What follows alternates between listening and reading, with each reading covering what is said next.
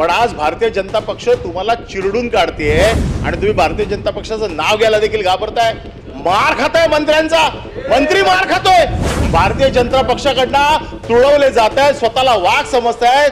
हे वाघ आता गेले कुठे? शेपटी घालून बसलेले आहेत। अरे माझा आवाज दाबण्यापेक्षा तुमच्या बाजूला जे तुमचा आवाज दाबतात ना त्यांच्या एकदा तरी कानाखाली मारून बघा। वरचेवरच ऑब्जेक्शन आहे। या राज्यामध्ये मंत्री मार खातायत आणि एवढी वाईट परिस्थिती आहे मंत्र्यांची, भारतीय जनता पक्षाचं नाव घ्यायला घाबरतायत।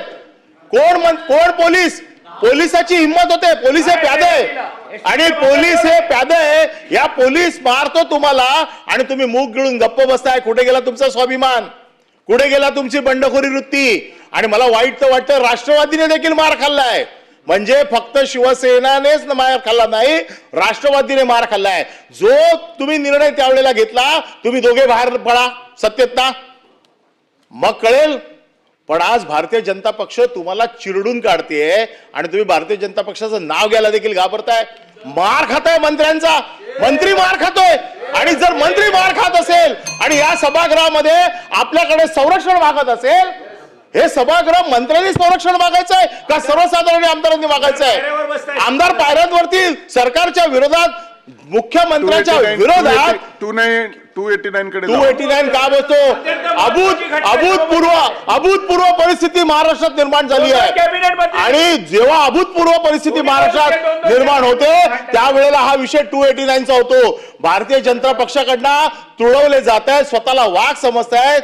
हे वाघ आता गेले कुठे? शेपटी घालून बसलेले आहेत। कोणाची हिंमत होत नाही भारतीय जनता पक्षा। आणि दुसरा विषय असा आहे की विशेष बैठकीमध्ये या आसनावर ना माननीय उपसभापतींनी एका IPS अधिकाऱ्याला सस्पेंड करायचे निर्देश दिलेले आहेत।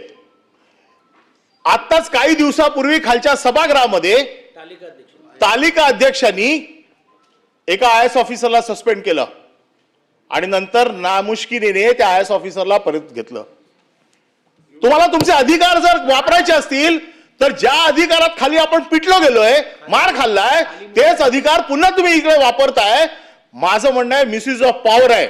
का अविश्वासाचा ठराव आणू दे उपसभापतींवरती? ऑलरेडी आमचा एक अविश्वासाचा ठराव पेंडिंग आहे, त्याच्यामुळे अविश्वासाचा ठराव आणण्याची आम्हाला परवानगी द्यावी। या सभागृहामध्ये मी बघितलेलं आहे, परमवीर सिंगने ज्यावेळेला कल्याणच्या निवडणुकीमध्ये महानगरपालिकेच्या फक्त थोडा त्रास दिला म्हणून यांच्या नेत्यांनी भर व्यासपीठावरती राजीनामा दिला होता।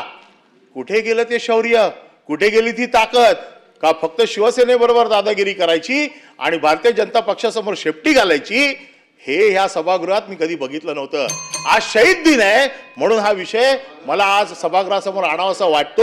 आणि 289, अरे शहीद व्हायचा दिवस आहे आज। जर तुम्ही राजीनामा दिलात आणि सत्तेतनं बाहेर पडलेत, तुमची सत्ता जर तुम्ही लात मारून जर बाहेर पडले तर आम्ही तुम्हाला भगतसिंगाच्या जागी बघू की तुमची देखील ताकद आहे सत्ता सोडण्याची। अरे काय हिंमत आहे तुमची सत्ता सोडण्याची? आज दाखवण्याची ताकद दोन्ही राष्ट्रवादी जागे, राजे मार खातात।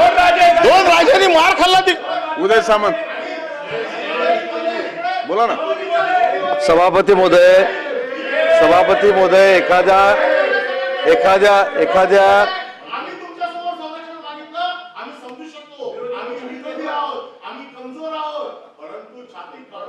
उदय सामंत बोलायचं नाही का आपल्याला? बोलतो ना, त्यांचं रेकॉर्डवर नाही। आता तुम्हाला बोलायला मी रेकॉर्डवर नाही, ठीक आहे। सभापती महोदय एखाद्या आयुधानं काही गोष्टी मांडणं मी समजू शकतो, पण ह्या गोष्टी मांडत असताना आम्ही जो कन्क्लूड करा कन्क्लूड करतो। सभापती महोदय माझा माईक बंद केलेला आहे। अरे माझा आवाज दाबण्यापेक्षा तुमच्या बाजूला जे तुमचा आवाज दाबतात ना त्यांच्या एकदा तरी कानाखाली मारून बघा। अरे ही हिंमत दाखवा कधीतरी, का फक्त आमच्या समोर? त्यावेळेला काय झालं ते आता परत त्याच्यावरती वेगळी डिबेट। 289 तुम्ही सविस्तर मला परवानगी द्या, 2.5 तासाची चर्चा लावा, याच्यामध्ये सविस्तर मी बोलतो। स्वाभिमान, उठाव, सगळ्या गोष्टी। राज्यात काय चाललंय? सर्वसाधारण नागरिक म्हणतोय अरे मंत्री मार खातोय, मला काय संरक्षण मिळणार आहे? मंत्री मार खातायत, राष्ट्रवादीचे कार्यकर्ते मार खातायत, मंत्री मार खातायत। म्हणून माझं मत असं आहे की याच्यावरती आपण सविस्तर चर्चा कुठल्या आयुधाखाली मला परवानगी देणार ते आपण जरा निर्देश द्यावेत, म्हणजे माझं भाषण मी संपवतो. आणि जे माझं भाषण रेकॉर्ड झालेलं नाही आहे ते काय रेकॉर्ड नाही झालंय त्याची मला पुनरावृत्ती या माझ्या पुढच्या चर्चेमध्ये घ्यायला परवानगी द्यावी. ज्येष्ठ सदस्य अनिल परब साहेबांनी ज्या आयुधाच्या माध्यमातून तुमच्याकडे परवानगी मागितली ते नाकारायचं की स्वीकारायचा हा तुमचा अधिकार आहे. पण त्यांनी असा उल्लेख केला की उठाव केल्यानंतर आम्ही जे आता काही शंभूराज देसाई साहेबांच्या संदर्भामध्ये झालं त्याच्यामध्ये शेपटी घातलेली असं त्यांनी उल्लेख केला. ज्यावेळी आम्ही मुंबईमध्ये आलो हा उठाव करून त्यावेळी आमचे कोतळे पण हे काढणार होते, त्याला आम्ही घाबरलो नाही. हे आम्हाला वरळीवरनं आम्हाला यायला देणार नव्हते.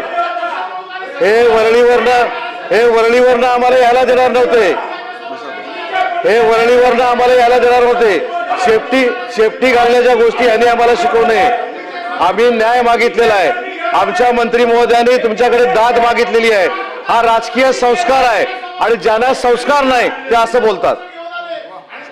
मंत्री संरक्षण मागतायत ही वस्तुस्थिती आहे. ऐका ना, आता माझं ऐका. परब साहेबांचं शांतपणे आपण ऐकलं. मी हे एवढ्यासाठीच आपल्या निदर्शनाला आणलं की सन्माननीय सभापती महोदय जो प्रकार घडला तो प्रकार आम्ही मंत्री व्हायच्या आधी आमदार आहोत, त्यामुळं आपल्या निदर्शनाला आणलं. ह्या परिसराचे कस्टोडियन कोण आहेत? आपण आणि माननीय विधानसभा अध्यक्ष आहोत.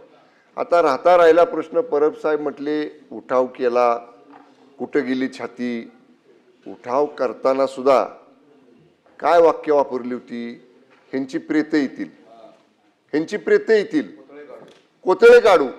खुलेआम आलो ना आम्ही, विमानानं आलो, उतरलो, बसनं आलो, विधान भवनला गेलो, विश्वासदर्शक संमत ठराव केला आणि गेलो परत. काय केलं? त्यामुळं आमच्या धाडसाचं विनाकारण तुम्ही हे बघा, विनाकारण आम्हाला डिवचायचा प्रयत्न करू नका. मी एवढंच सन्मान्य सभापती महोदय रेकॉर्डवरती आणतो आहे की आम्ही जी भूमिका घेतली ती हिंदुत्वासाठी घेतली.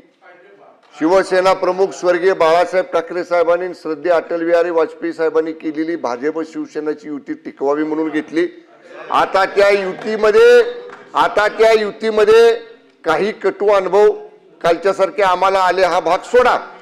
त्याची योग्य व्यासपीठावरती आम्ही दखल मागू, योग्य व्यासपीठावरती ते दुरुस्त सुद्धा होतील. पण असं बोलण्यामुळं अशा पद्धतीनं कुठेही तुम्ही आम्हाला डिवचायचा प्रयत्न करू नका. माझं एवढंच म्हणणं आहे, फॅक्च्युअल कंडिशन वस्तुस्थिती आपल्या निदर्शनाला आणली याचा अर्थ आम्ही हातबल आहोत असं बिलकुल समजायचं कारण नाही.